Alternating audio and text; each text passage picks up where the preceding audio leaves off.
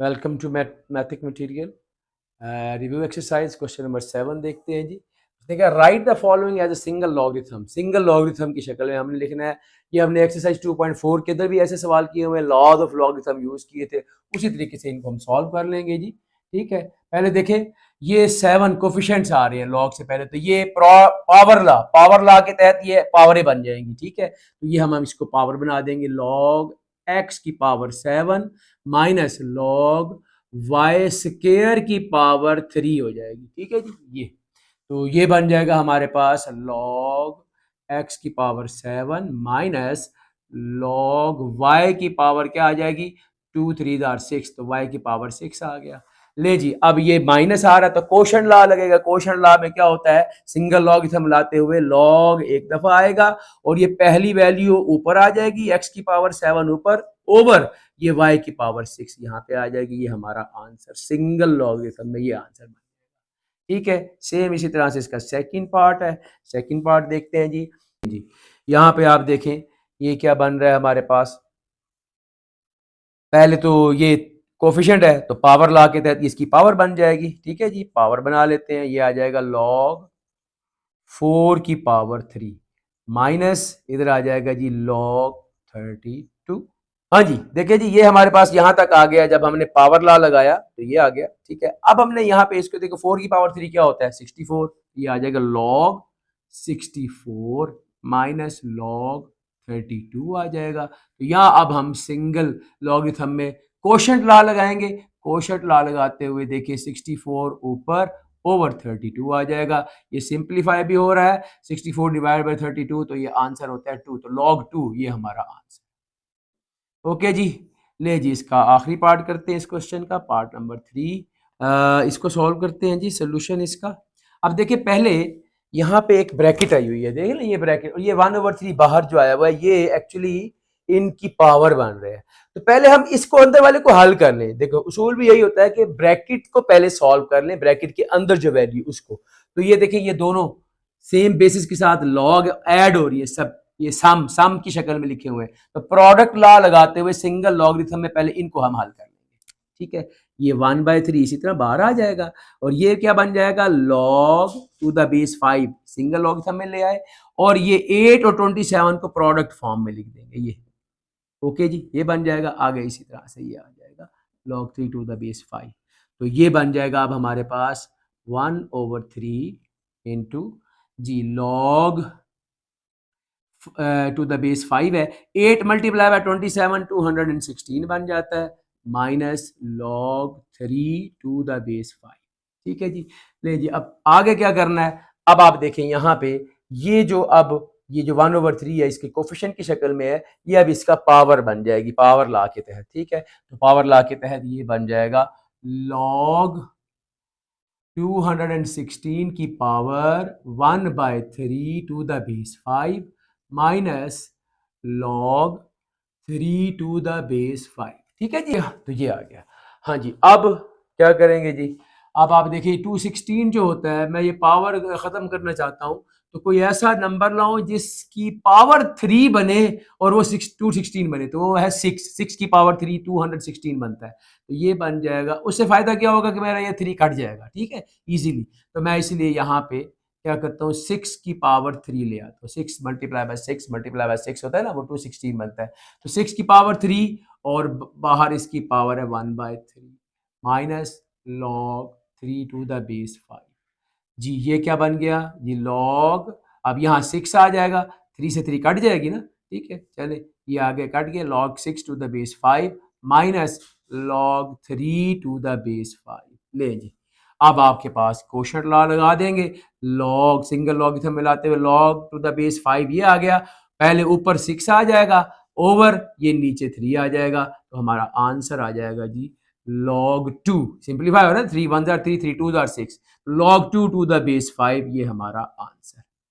ठीक है जी, उम्मीद है आपको ये समझ आ गया होगा। तो क्वेश्चन नंबर हमारा 7 कंप्लीट हुआ। अब हम करते हैं क्वेश्चन नंबर 8। जी बेटा, अब हमारे पास आ गया question number 8, expand the following using laws of logarithms. तो अब इनको लॉज ऑफ लॉगरिथम के तहत हम इनको एक्सपेंड करते हैं जी।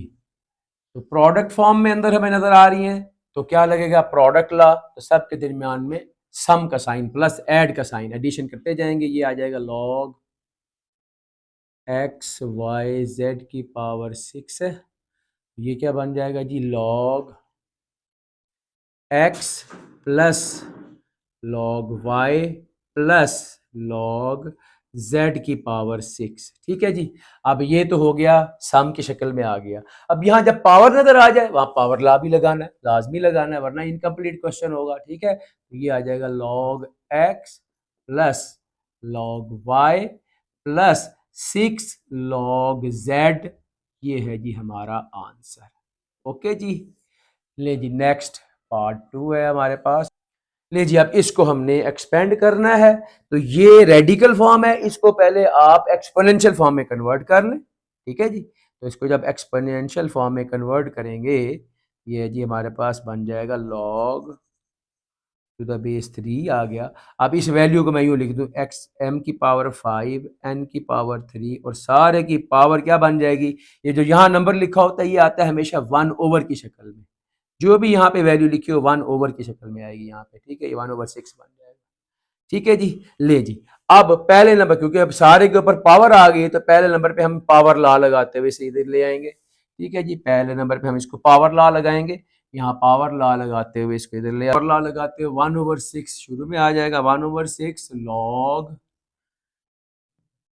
टू द बेस 3 और ब्रैकेट में बाकी है m की पावर 5 और n की पावर 3, ये आ जाएगा। अब देखिए ना, क्योंकि ये जो 1/6 है ये दोनों के साथ है, दोनों के साथ। ठीक है, अब अंदर दोनों रकमें प्रोडक्ट फॉर्म में है, इनको हम खोल देंगे सम की शक्ल में, प्रोडक्ट लॉ के तहत, पहला लॉ जो था।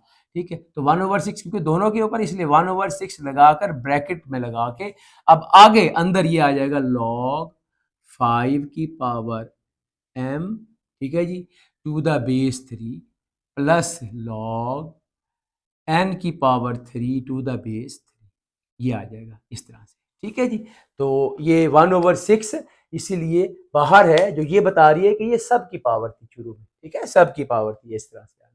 अब आगे अंदर मजीद फिर हमें पावरें मिल रही है, तो वो फिर मजीद पावरें अलग अलग, हर एक की अलग होगी, ये अलग होगी, ये अलग होगी, ये बन जाएगा 1/6। ये तो बाहर रहेगा, इधर आ जाएगा 5 log m की पावर, अब m 5 log m to the base 3 और इसी तरह से plus 3 log n to the base 3। ले जी ये हमारा आंसर।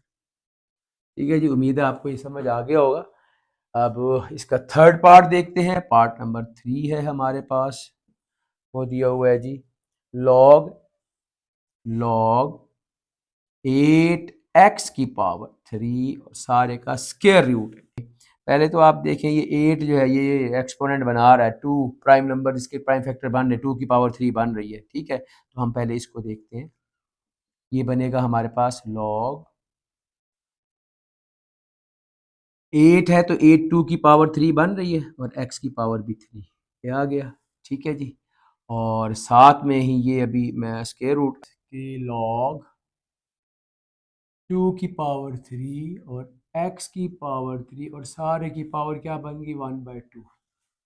अब आगे ये पावर लॉ लगाएंगे, पावर लॉ लगाएंगे तो 1/2 शुरू में आ जाएगा और ये बन जाएगा log 2 की पावर 3 और x की पावर 3। ठीक है जी, फिर ये दो रकमे प्रोडक्ट फॉर्म में है, यहाँ प्रोडक्ट लॉ लग जाएगा। ये उसी तरह से 1/2 इंटू log 2 की पावर 3 प्लस log x की पावर 3, ये आ जाएगा। ठीक है जी, प्रोडक्ट लॉ, ये दो प्रोडक्ट फॉर्म में थी, अलग अलग होगी। अब दोबारा फिर देखिए, अंदर इसकी भी पावर है, इसकी भी पावर है, इनकी पावर इनके आगे कोफिशिएंट बन जाएगी, तो ये हमारे पास आ जाएगा 1/2 इंटू इसका आ जाएगा 3 log 2 प्लस इसी तरह ये क्या आ जाएगा 3 log x। ले जी ये हमारा जो है वो आंसर बन जाएगा, ये हमने एक्सपेंड कर दिया। इस तरह ये हमारा क्वेश्चन नंबर 8 भी कंप्लीट हुआ।